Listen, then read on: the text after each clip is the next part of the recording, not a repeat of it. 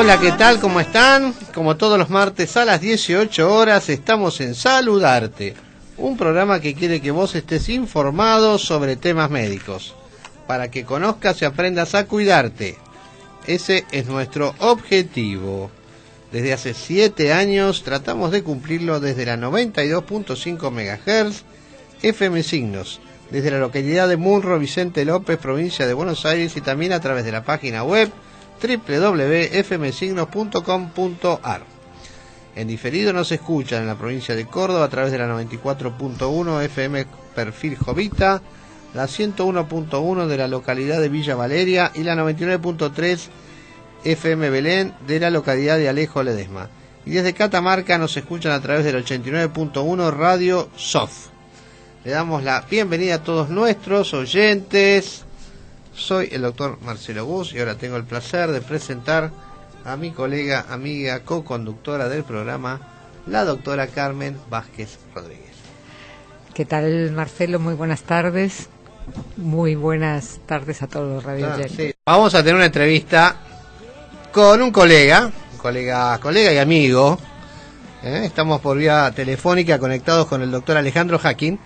Él es médico tocoginecólogo, él es el jefe de la maternidad Ramos Mejía, del Hospital Ramos Mejía de la Ciudad de Buenos Aires, y también recientemente, y eso le voy a mandar una felicitación, ha sido designado como profesor adjunto de la Cátedra de Obstetricia de la UBA. Así que con él vamos a charlar sobre temas de prevención. Alejandro, ¿me escuchás?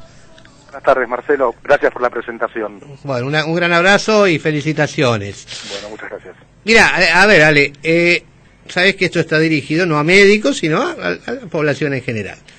¿Cómo sería para vos, en pocas palabras, un buen control de embarazo? Bueno, un buen control de embarazo, lo primero que hay que decirle a la mujer es, antes de embarazarse, estar en las condiciones ideales. Correcto. Y eso es tomar ácido fólico, tener un buen peso, poder hacerse estudios de sangre, en los cuales los más importantes son saber el grupo y factor, tener la toxoplasmosis, si podemos tenerla antes de que quede embarazada es mucho mejor, para poder prevenir, el estudio de Chagas, el estudio de hepatitis, el hemograma, el hepatograma, que esté en un buen peso y que tenga la presión arterial también controlada. Eso es lo básico, elemental, para poder decirle a la mujer que está en condiciones adecuadas de poder quedar embarazada. Correcto, muy bien. Entonces tenemos el control pregestacional, así que a esta mujer decimos hacete todo esto, y si todo eso sale bien, uno le aconseja embarazate. Claro. Muy bien. La información del embarazo lo hacemos a través de un test en sangre, que es la que se denomina subunidad beta HCG cuantitativa, que eso lo podemos pedir ya a las 3 semanas, 4 semanas de la fecha de su última menstruación. Y lo otro, para confirmar el embarazo, lo hacemos a través de una ecografía transvaginal. Correcto. Que siempre la fecha ideal es por lo menos 6 semanas después de la fecha de la última menstruación, donde ya podemos confirmar el embarazo a través de los latidos cardíacos del feto. Correcto. Eso, una vez que tenemos confirmado el embarazo, ahí sí, pasamos a toda la rutina de laboratorio que hay que pedirle a la paciente, que es, como dijimos, lo básico, elemental, que es el hemograma, donde evaluamos cómo están los glóbulos rojos y los glóbulos blancos en la mujer, los test de infecciones, el grupo de sangre, que es muy importante tener en la primera consulta, la orina, para ver cómo está todo, el azúcar en sangre, y le hacemos el control siempre en la primera consulta del peso de la paciente, talla de la paciente y el control de la tensión arterial. Elemental en la embarazada, cada vez que viene a la consulta médica, hacerle un control de la tensión arterial. Correcto. Decime, ¿cuántos controles serían el ideal que tenga una mujer hasta el momento del parto? Hoy en día se consideran mínimo 6 controles. 6 controles. Y después, cuando la paciente, viste, que llega al final y dice, doctor, ¿podré tener un parto normal, una cesárea? ¿Cómo determinamos esto? Si esto va a ir a parto, va a ir a cesárea. Qué fácil que lo hace, doctor Gus. Qué fácil, si fuese así de fácil. Los obstetras generalmente tratamos de hacer todo un parto vaginal, por eso estudiamos, hicimos toda la residencia, todo, para poder hacerle a todas las pacientes un parto vaginal. Sabemos que hoy en día no es así, hay un alto índice de cesáreas a nivel público y a nivel privado, pero siempre tratamos de hacer un parto vaginal. Lo hablamos con la paciente, tiene que hacer una preparación, que se llama el curso preparto, que se hace en los hospitales públicos en todos y también a nivel privado, que por lo general se recomienda empezarlo a las 30 semanas. A las 30. Y es un mínimo de 4 charlas donde le hacen la preparación de la paciente para que pueda concurrir al parto. Está. Y se le va diciendo en las consultas médicas que tiene los signos de alarma para ver cuándo tiene que llamar a la obstétrica a la paciente o al médico para poder internarla y poder hacerle un parto vaginal. Correcto. La cesárea lo dejamos para los casos de urgencias. O caso de urgencia. Claro. Ok, es cuando... eso está bien el concepto, porque sabes bien, porque vos también conocés la actividad privada, que el nivel de cesáreas es impresionante, es decir, que como que el parto ya ha dejado de ser algo importante, es decir, como que lo dejamos de lado. Menos mal que en el hospital tratamos siempre de que el parto es cierto. Nosotros en nuestro hospital tenemos ese paradigma. Primero pensar en un parto y después la cesárea. Exacto, eso es lo ideal. Eso sería lo ideal. Pero tenemos muchos pedidos de pacientes de cesáreas hoy en día. Claro. No era tanto. Exacto. Sí, ahora están pidiendo las pacientes la cesárea. Nosotros tratamos, supongo que ustedes también, de disuadirla, ¿no? Para que piensen que lo mejor para ellas es el parto. Y no la cesárea. Y creo que es así, lo más. Exacto, es lo mejor para es que ellas. está demostrado científicamente que lo mejor es el parto. Obviamente. Para el bebé, para ella y para el bebé. Obvio. Y para el bebé, eso está demostrado. Totalmente, y aparte para embarazos futuros, si hace un parto no le queda ninguna cicatriz uterina a la paciente, Claro. y ya tenemos una cesárea anterior, estamos más condicionados. Claro, exactamente. obvio. Estamos con una paciente que puede tener complicaciones. ¿Cuáles son las complicaciones? Yo sé que son cientos, pero las más comunes que pueden surgir en un embarazo. Bueno, recién empezamos hablando de la prevención y qué hacemos en el primer control. Creo que eso es lo básico. Y las complicaciones máximas dependen de eso. La hipertensión. ¿Es común que las pacientes vayan a atenderse antes de embarazarse?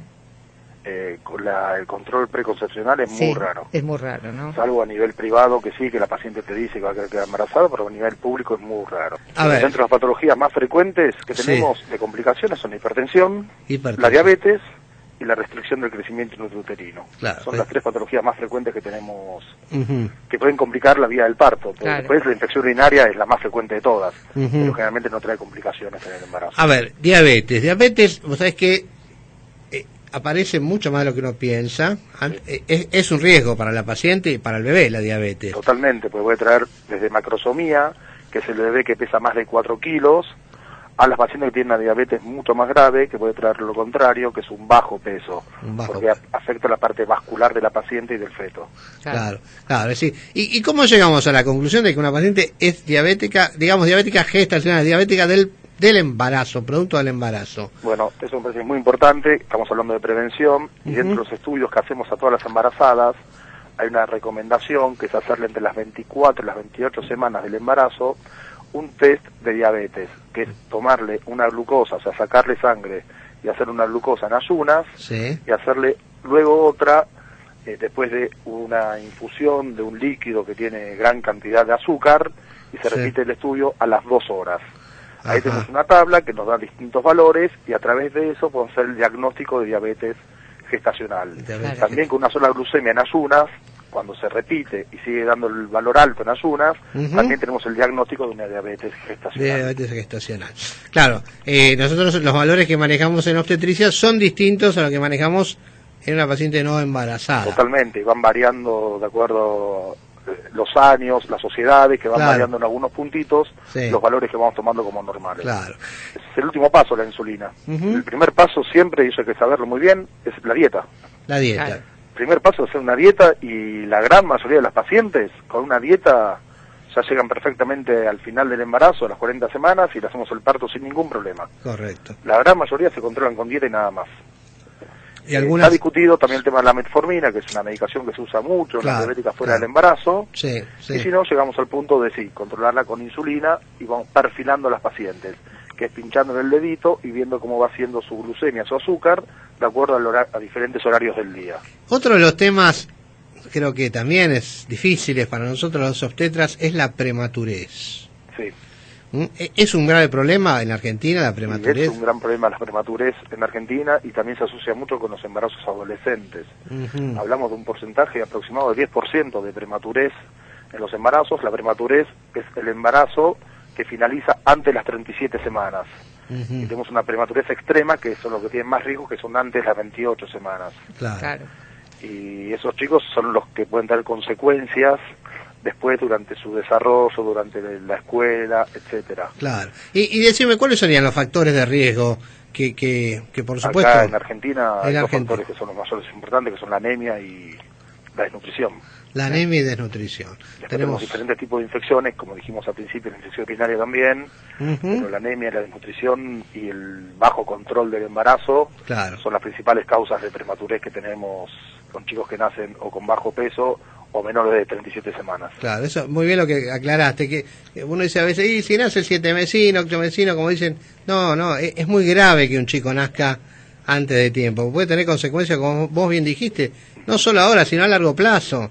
En la escuela no aprenden bien, tienen problemas, dificultades después en el desarrollo, en el crecimiento, es decir, que son problemas que uno tiene que prevenir. ¿Y cómo hacemos entonces para prevenir esa prematurez? ¿Qué consejos le damos a la mujer para que, que tratemos de llegar a la fecha?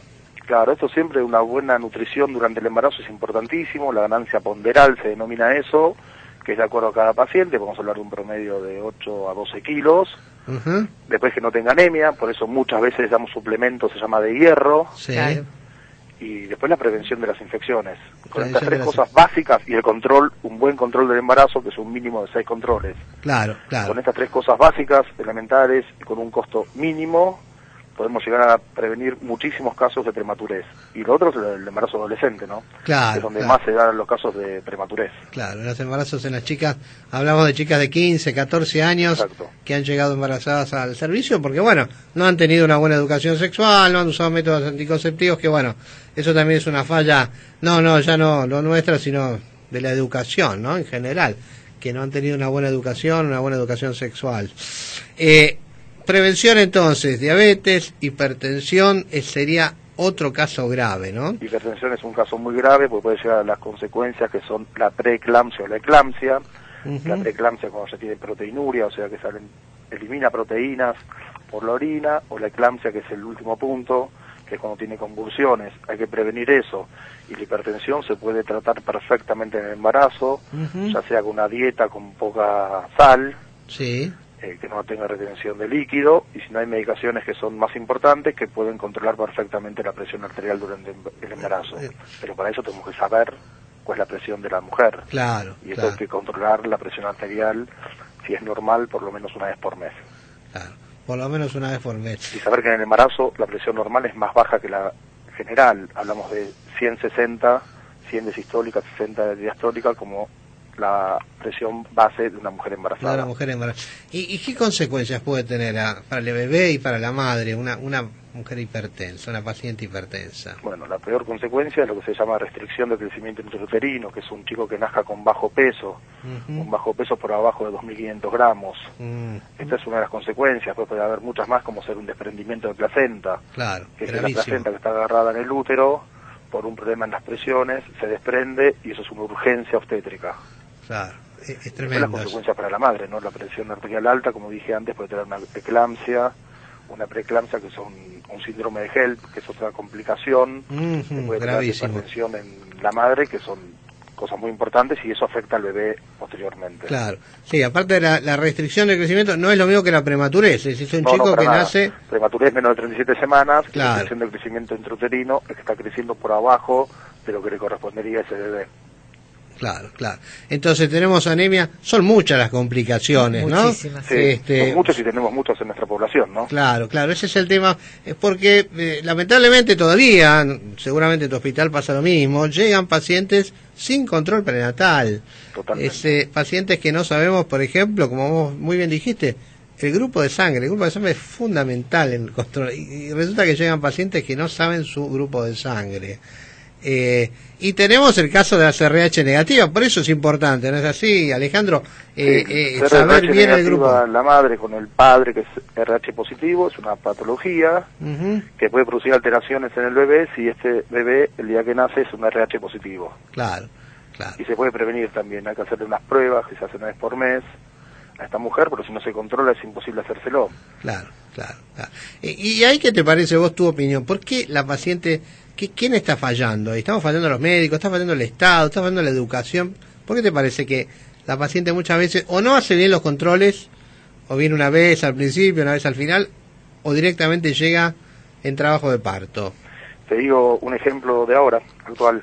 Uh-huh. La semana pasada la policía hizo un parto en el baño en 11, de una paciente que vino al hospital, y ayer se hizo un parto también bajaba del tren, y se hizo en el auto, y también lo hizo la policía con gente del SAME, un parto de una chica en el 11.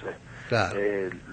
Las dos pacientes no tenían ningún control, y un nivel social bajo, y claro, seguramente es la principal causa, creo que en nuestro país, que es el nivel social y el nivel educativo de la paciente, ¿no? Claro, claro. Que no tenía ni para poder viajar, y cuando estaba viniendo para un control o por ella se sentía mal, no llegó ni siquiera a un hospital público para poder hacerse claro. el parto. Es el caso de las pacientes que trabajan. Nosotros atendemos pacientes de la colectiva boliviana que trabajan en los talleres, que están 12, 14 horas por día trabajando y que no vienen a control directamente, o porque no las dejan venir, o porque no pueden. Y bueno, a ustedes les pasa lo mismo, porque sí, eso exactamente. es un problema de 11 muy cerca, y las pacientes vienen, y cuando hay un paro o hay un problema no llegan y no sabemos dónde los tienen, pero es una comunicación que hay con el Gran Buenos Aires, y vienen directamente de la estación de 11, y bueno, está pasándonos estas 2 semanas 2 partos en la estación de 11. Es claro, mucho. Es mucho, la verdad que es tremendo, es tremendo. A ver, ¿te parece que debería, y eso ya hablamos a nivel personal, debería esto estar incluido, digamos, en la currícula de la educación de los chicos, en la escuela primaria, secundaria, especialmente de las chicas, no, pero en general, porque el varón también tendría que saberlo esto, no estar comprometido, ¿no? Es decir, sí, no nosotros apreciamos mucho la educación sexual. Claro. O sea, la parte anticonceptiva, pero cuando se habla mucho de anticoncepción, la verdad que los controles de embarazo no se comunican, y sería una excelente idea que cuando se habla de procreación responsable o de educación sexual en los colegios, que ya es algo que está incorporado, poder hablar algo ya del control del embarazo, ¿no? Sí, eso es lo que me parece a mí, que en eso está fallando. Es decir, que en los colegios se está empezando a hablar de educación sexual, tampoco estamos bastante lejos igual de lo que es una correcta educación, pero mucho menos se habla del embarazo. Claro. Y es por eso que a veces cuando cae una chica adolescente embarazada al colegio, todos, viste, es una gran sorpresa que, ¿cómo hacemos con esta chica? ¿Qué hacemos? En una época yo recuerdo que hasta llegaron a expulsar chicas embarazadas. Sí, ya hoy en día obviamente eso no existe, pero ahora 10 años era un gran problema en el colegio cuando aparecía una chica embarazada. Claro. Pero creo que hay mucha razón, eso habría que hablarlo, ya que tenemos tanto contacto nosotros, a ver si cuando se da educación sexual y se da mucho el tema anticonceptivo, que eso, a pesar de todo, se está avanzando en eso, pues se está dando en bastantes colegios, o los hospitales, todos tenemos un CESAC, que sale el hospital a diferentes lugares y se dan charlas. Y sería bueno empezar a comentar, aunque sea algunas cosas de los controles de embarazo, como ser el grupo de sangre, el control de presión, la glucosa, que son los estudios básicos, o la toxoplasmosis, que uno habla de toxoplasmosis y todos tienen mucho miedo. Sí. Es algo elemental que con un simple análisis de sangre ya se puede saber y se puede hasta llegar a prevenir. Exacto. Y a ver, suponete, tenemos una paciente que ha tenido su bebé. Hay un tiempo entre embarazo y embarazo. ¿Cuál es lo ideal entre un embarazo o lo que se llama el periodo intergenésico, no? Claro, cada uno el... tiene su libro, ¿no? Primero depende si fue un parto vaginal o una cesárea. Sí. Los que tenemos a unas canas decimos siempre 1 año. 1 año, sí. Esos somos nosotros, que somos un poquito más grandes. Ah. Pero hoy en día las mujeres que tienen una cesárea quedan embarazadas, algunas a los 6 meses, a los 8 meses, y generalmente no hay ningún problema porque las suturas que se utilizan hoy en día son muy diferentes a las que utilizamos hace 20, 30 años. Ajá. Y no es algo tan frecuente la ruptura uterina, aunque sí ocurre. Pero el riesgo de los embarazos con un periodo corto entre uno y el otro es ese, que haya una ruptura a nivel del útero y después que la mujer no haya podido recuperarse, y también que tenga un chiquito con un bajo peso nacer. Claro. Esto es importante decir, que la lactancia sola, si no se cumple en forma perfecta, no sirve como anticonceptivo. Claro, correctísimo. Y decime, como método anticonceptivo, digamos, tenemos muchos. ¿Cuál sería el indicado de acuerdo a cada paciente? Bueno, eso tenemos que evaluar cada paciente, pero nosotros estamos indicando todo paciente que sale del hospital, sale con anticonceptivos. Anticonceptivos orales hay algunos que se pueden utilizar, que no atraviesan la leche materna y no hay ningún problema para que los utilicen, sino lo que se llama el dispositivo intrauterino, o lo que estamos teniendo mucho en los hospitales públicos ahora, que es el implante subdérmico. El implante es algo nuevo, interesante, ¿no? Sí. Contame un poquito de eso. Sí, nosotros estamos utilizando mucho. La verdad que el gobierno de la Ciudad de Buenos Aires nos está dando 40, 50 implantes por mes, y es un método que utilizamos, tiene progesterona solamente, y lo podemos utilizar en el porperio inmediato. Es como un aparatito de 2 centímetros que se coloca subdérmico en la parte anterior del brazo. No se ve, se coloca inmediatamente después del parto y tiene una duración de 3 años. Ajá, con una eficacia muy importante, mayor al 95%. Claro, es decir que la paciente lo tiene ahí en el brazo, ni se da cuenta que lo tiene y está protegida de su embarazo. Eso es interesante, ¿cierto? Nosotros lo estamos usando y la verdad con mucho éxito, porque... Sí, y lo estamos utilizando hace muy poco tiempo. Se iba a traer en el año 2000 y por toda la crisis económica, todo, no llegó a Argentina, y llegó ahora 3, 4 años, y es un método que se utilizaba mucho en muchos países de Latinoamérica. Nosotros tenemos un montón de pacientes de Venezuela, de Chile, de Perú, que ya venían con esos métodos y nosotros no lo conocíamos todavía. Mirá vos. Sí, eso se está usando.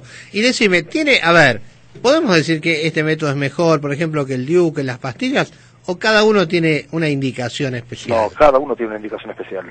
Tratamos de hablarlo, de ver, hay muchos pacientes que no quieren, tienen terror a tener un dispositivo intrauterino, y tenemos que hablarlo y ver qué es lo que prefieren. Muchos pacientes prefieren los anticonceptivos orales, siempre está contraindicado en las pacientes fumadoras. Claro, exacto. Lo que es hormona está contraindicado en las pacientes fumadoras. Y después siempre hablamos del preservativo, ¿no? El preservativo siempre lo estamos recomendando, es el único método que aparte del embarazo previene las enfermedades de transmisión sexual. Claro, exacto. Como ser la sífilis y el HIV y la hepatitis. Está bien, cosa que también tenemos que investigar durante el embarazo. Eso totalmente. Sí, totalmente. Es decir, que tenemos una gran variedad de métodos anticonceptivos, lo importante es que haya un control médico, es decir, que no haya una paciente que vaya a la farmacia y le pida al farmacéutico, deme una pastillita, y que se la tome por su cuenta. Eso pasa, y sabemos que hay pacientes que mantienen relaciones y después se toman la pastilla el día después, y sabemos que no es el método ideal. Claro, exacto. Como vos bien decís, la pastilla, la famosa pastilla del día después, o la anticoncepción de emergencia, es solamente por situaciones muy especiales. Totalmente de acuerdo. Y no para usarlo habitualmente, como lamentablemente, como vos bien decís, se está utilizando. En tu hospital lo están haciendo, es decir, tenés un servicio de procreación responsable. Sí, tenemos servicio de procreación responsable, y después por la guardia la pastilla del día después, cuando es necesario, la damos siempre. Y entregamos también anticonceptivos en forma gratuita, entregamos el DIU en forma gratuita y el implante en forma gratuita totalmente. Perfecto. Y los preservativos también. Perfecto. Tenemos preservativos para todos los pacientes. Exacto, eso está muy bien. Alejandro, ¿qué otras cosas le dirías a una paciente para que se cuide? Y para prevención también es imprescindible, lo comenté al pasar, el Papa Nicolau. Papa Nicolau. Es algo que tenemos que saber acá en Argentina. El Papa Nicolau de colposcopía es un país que tenemos muy alto índice de cáncer de cuello del útero. Y se previene tan fácil con un Papa Nicolau. Claro. Y tenemos que saber lo que todas las mujeres hasta los 30 años tienen que hacerse, por lo menos acá en Argentina, que no es común hacer el test de hibridación para HPV. También. Un Papa Nicolau y colposcopía una vez por año. Claro, eso está muy bien. Prevención hasta cierta edad, porque tampoco el Papa Nicolau hay que hacerlo toda la vida, ¿no? No, por eso te dije, por lo menos hasta los 70 años, ahí ya podemos discutir, son diferentes temas. Claro. Pero yo por lo menos en mi consultorio decimos que por lo menos hasta los 70 años tienen que hacerse el Papa Nicolau. Hasta los 70. Ese sería, nosotros tenemos una estadística muy alta, que tenemos 1.500 mujeres por año que se ponen de cáncer de cuello de útero, que es una locura, sabiendo, como decir, que es un tema que se puede prevenir. Es decir, es uno de los pocos cánceres que uno tiene la posibilidad cierta de prevenirlo, y sin embargo siguen muriendo miles de mujeres por año por cáncer de cuello. Es increíble que esto pase. Y acá en la Ciudad de Buenos Aires es muy importante saber que el gobierno nos da la vacuna del virus de HPV también, a los 11 años obligatoria. Correcto. Y las 3 dosis o 2 dosis, depende de qué paciente sea, se cubre en forma gratuita totalmente a las mujeres y a los hombres. Es una vacuna muy cara y que el gobierno la da en tanto los hospitales. Alejandro, mirá, te robamos mucho tiempo. La verdad, sos un gran docente, ¿eh? Explicás muy bien Marcelo, las cosas. excelente, igual lo tuyo, estamos en lo mismo. Entendemos muy bien, sí. Tratamos de estar en lo mismo, pero bueno, era la oportunidad de charlar con vos, que sos una persona muy importante dentro de la especialidad, muy reconocida, así que la verdad que te agradecemos mucho el tiempo. Ha sido muy docente en tu exposición. Así muy que, claro, sí. Sí, muy claro. Te agradecemos mucho, Alejandro, tus minutos, tu tiempo. Bueno, muchísimas gracias, Marcelo, y que tengan un excelente 2018 y toda la suerte en el programa. Muy bien, un gran abrazo, gracias. Un abrazo. Gracias. Hasta luego. Bueno, el doctor Alejandro Hacking